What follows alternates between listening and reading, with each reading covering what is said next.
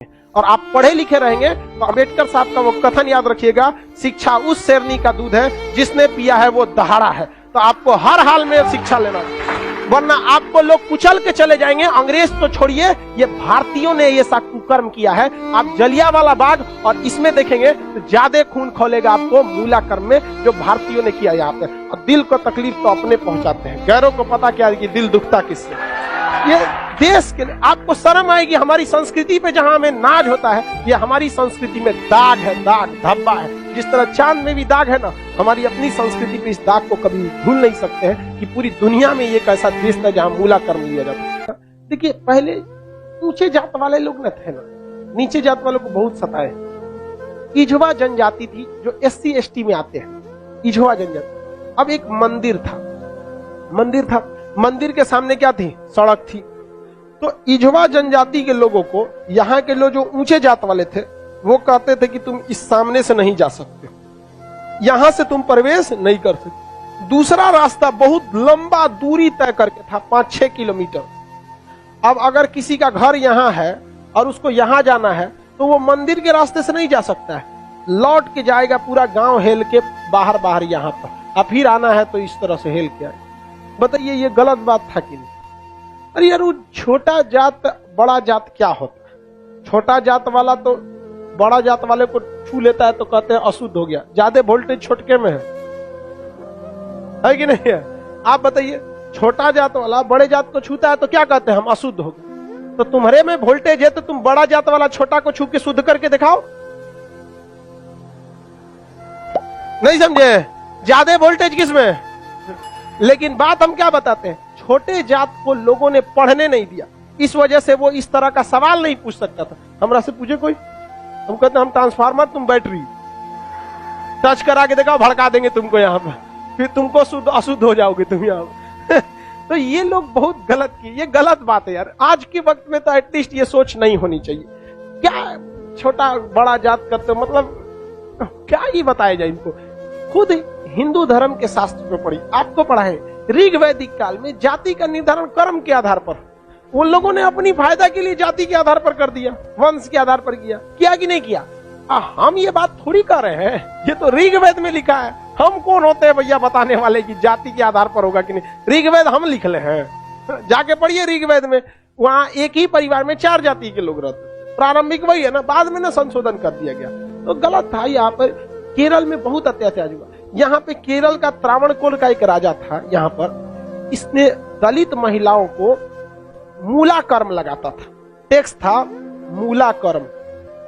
मूला कर्म एक टैक्स था जिसमें दलित लड़कियों और महिलाओं को अपना स्तन नहीं ढकना था, खुला रखना था। अगर वो स्तन ढकती है तो उसे टैक्स देना पड़ेगा ऊंचे जात वालों को, क्योंकि ऊंचे जात वाले को नीचे जात वालों से अलग करने के लिए ये तरीका लाया गया।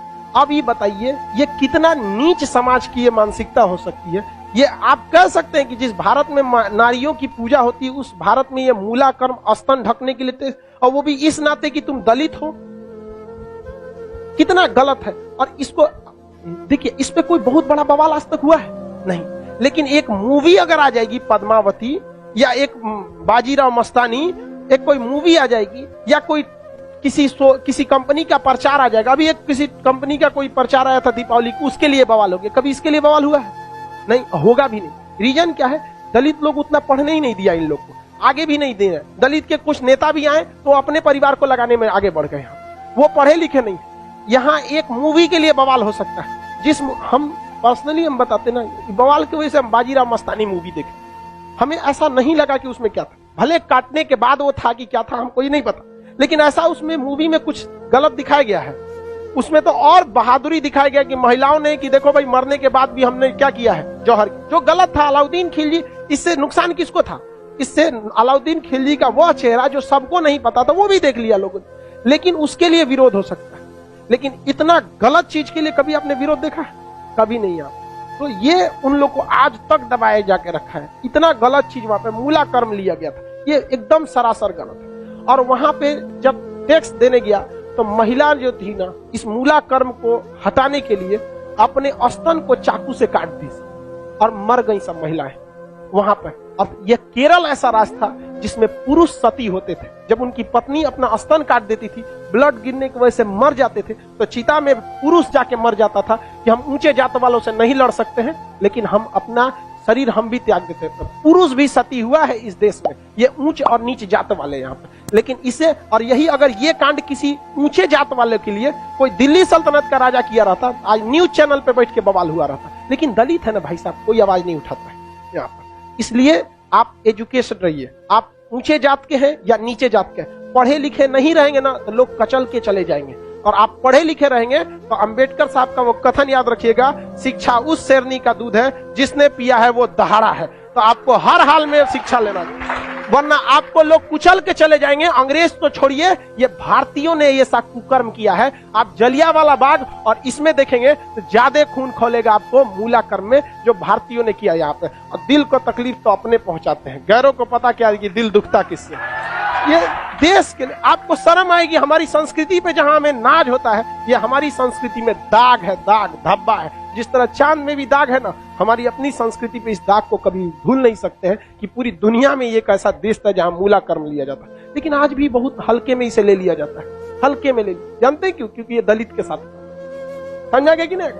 बहुत ऐसा होता है, कितना आदमी बताएगा। ज्यादा हम भी बोलेंगे तो सोचा हमारा कहेगा तू दलित का फेवर कर, हम कौन सी फेवर कर, नहीं हुआ रहता नहीं बोलते।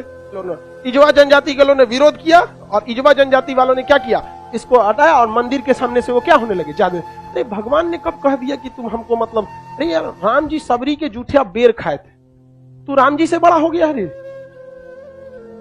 राम जी के पैर के धूल के बराबर है आज के वक्त में, चाहे कितना बड़ा आप प्रकांड विद्वान।